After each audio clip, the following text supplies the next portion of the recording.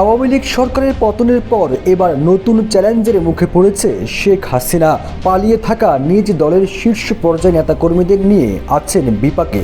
দোষ স্বীকার না করে একে অপরকে দোষারোপ করছেন। এতে আগামীতে যাদের উপর ভরসা করছেন শেখ হাসিনা, তাদের মধ্যে দেখা দিয়েছে বিভক্তি।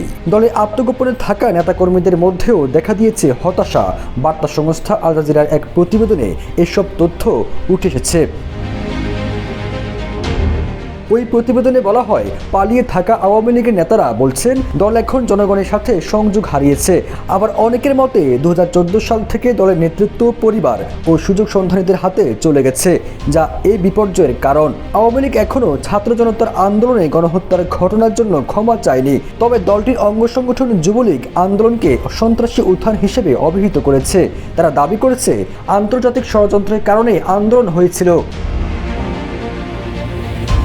এতে আরও বলা হয়, দলটির এই বিপর্যয়ের জন্য RICL TMX যুগের পর যুগ স্থাপনা থাকে মজবুত। দায় এড়িয়ে যাচ্ছেন আওয়ামী লীগের অনেক নেতা।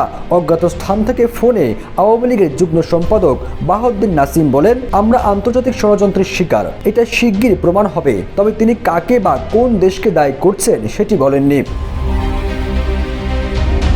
এদিকে নিষিদ্ধ সংগঠন ছাত্রলীগের খুলনার এক নেতা জানান, যখন টেলিভিশনে নাটকীয় ওই পলায়নের দৃশ্য সম্প্রচার হচ্ছিল, তখনও কিছু নেতাকর্মীকে নিয়ে আমি খুলনার রাজপথে অবস্থান করছিলাম। আমি স্থানীয় এমপিকে ফোন করার চেষ্টা করলাম, কিন্তু তার ফোন বন্ধ ছিল। তিনি বলেন, ঠিক ওই মুহূর্তে আমার মনে হলো আমাদের সঙ্গে প্রতারণা করা হয়েছে। দলটি এখন কঠিন অবস্থানে রয়েছে। বিশ্লেষকরা বলছেন, শেখ হাসিনার পর দলের পুনর্গঠন খুব কঠিন। দলের ভেতরে নেতাকর্মীদের মধ্যে একতা না থাকলে ভবিষ্যতে ক্ষমতায় ফিরে আসা সম্ভব হবে না।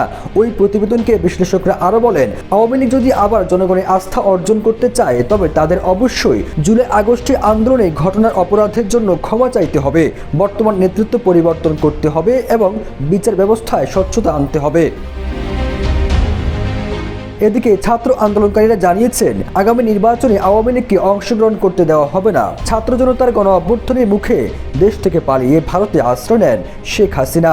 এরপর থেকে তিনি ভারতে অবস্থান করছেন। তবে তার পালিয়ে যাওয়ার মধ্য দিয়ে শেখ হাসিনা 3 মেয়াদের মন্ত্রী এমপিরা বিভিন্নভাবে দেশ থেকে পালিয়ে যান। আবার কেউ গ্রেপ্তার হয়ে আছেন কারাগারে।